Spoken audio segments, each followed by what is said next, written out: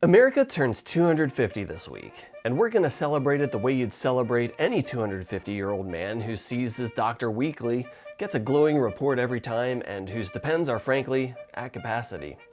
That's right, I'm going to celebrate America by roasting the shit out of it. Because here's the rule with a roast, you only roast the ones you love. It's the most honest form of affection I've got.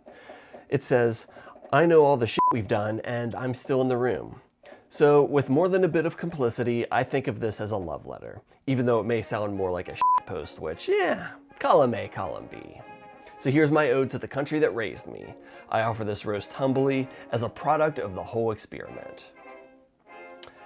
I probably shouldn't even use the word experiment because somewhere Stephen Miller just got a chub. Easy, man. The Tuskegee days are behind us. We mostly don't do that anymore. Mostly. It's News Dump.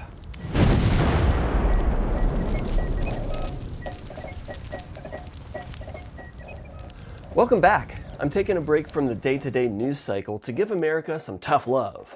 All right, let's get to it. Oh, America, land of the free, home of the brave. We're a people with a rich legacy of being a walking contradiction. Jefferson wrote, all men are created equal, then put down the pen and went back to work. Except his work was owning 600 people. Here in America, freedom has always come with an asterisk. We loved it so much that we stapled it to every freedom we've got. Take religious freedom. We use this one to feel good and justified about who we hate. It's the ultimate hall pass, really. Traditional Jesus tells us to love thy neighbor.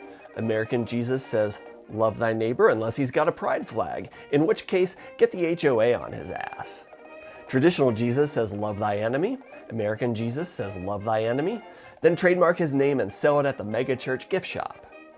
Traditional Jesus fed the poor, and American Jesus runs the largest Christian university in the country. And his role in the bedroom was cuck chair warmer. And I don't mean to be gross by bringing up Stephen Miller again, but the man works in a house built by slaves. And something tells me that's the part that gets him juiced up. Just a thought I had. Moving on. Speaking of slavery, now that's a risky segue for someone like me. People call the Constitution a perfect document.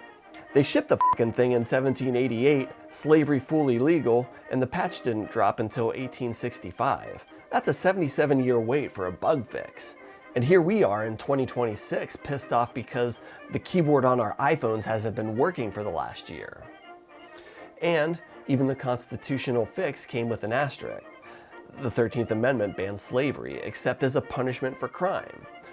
No wonder we're still the most incarcerated nation on the planet. The only thing Americans love more than prison is owning a piece of one in our 401ks.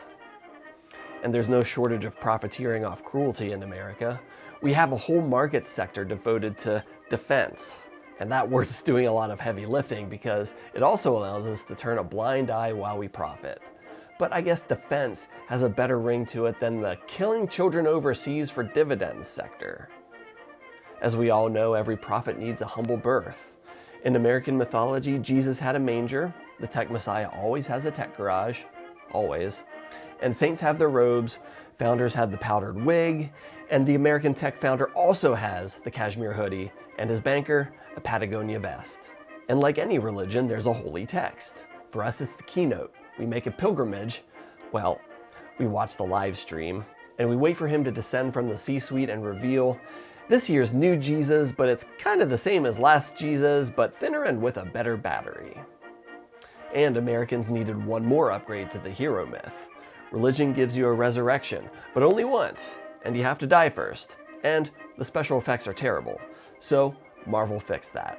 Now, the Savior comes back via trilogy and a 46% score on Rotten Tomatoes. Founding fathers, tech founders, Avengers, different costumes, same con. A guy with a perfect origin story telling you he's going to save you for the low, low price of a monthly subscription to America Plus, our new national streaming service. Except, it's already been enshedified with so many BetterHelp ads. BetterHelp, still not a sponsor of News Dump, but a service we could all use. Now, the founders had ambition. They wanted to expand, sea to shining sea and all that. And they gave that dream a beautiful name, Manifest Destiny. destiny, like God herself drew the property lines.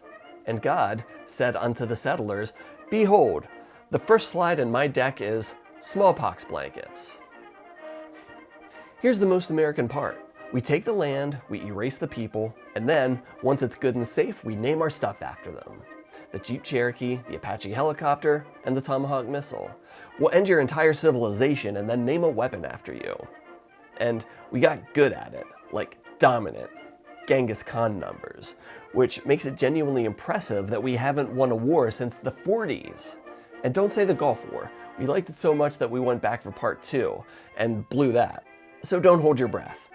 Lockheed won't be introducing the Tehran cruise missile anytime soon, because we ain't winning that one. This week, and admittedly I just learned this while writing the script, which maybe says something about the public school system that I came from.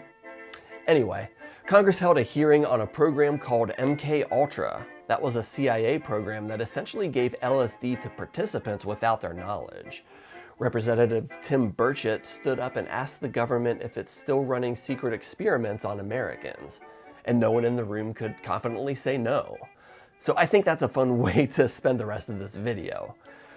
Of course, the program was a total failure, so they did the most patriotic thing possible. They shredded the evidence.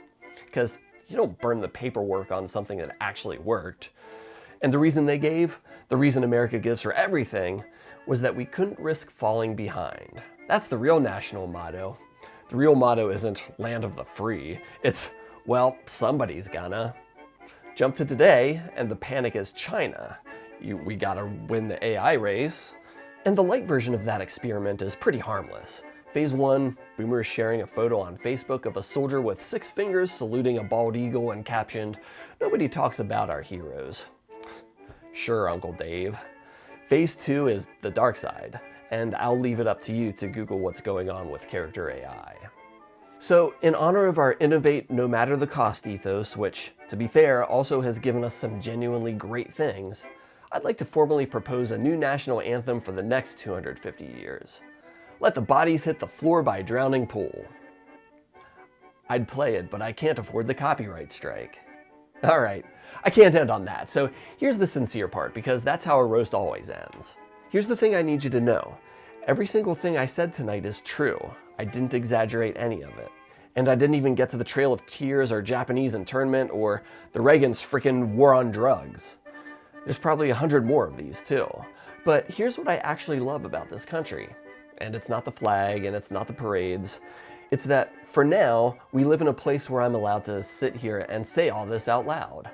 And that, for now, is doing a lot of work. And the only reason I can do this at all is because people fought and bled to drag every one of these things into the light so somebody like me could make a shitty joke about it. So I think the most patriotic thing you can do is refuse to play along. Refuse to let the unsavory stuff get brushed under the rug. Because that's what roasting the ones you love actually is. You call out the bullshit because you want them to be better. You don't look away from someone you love. You tell them the truth.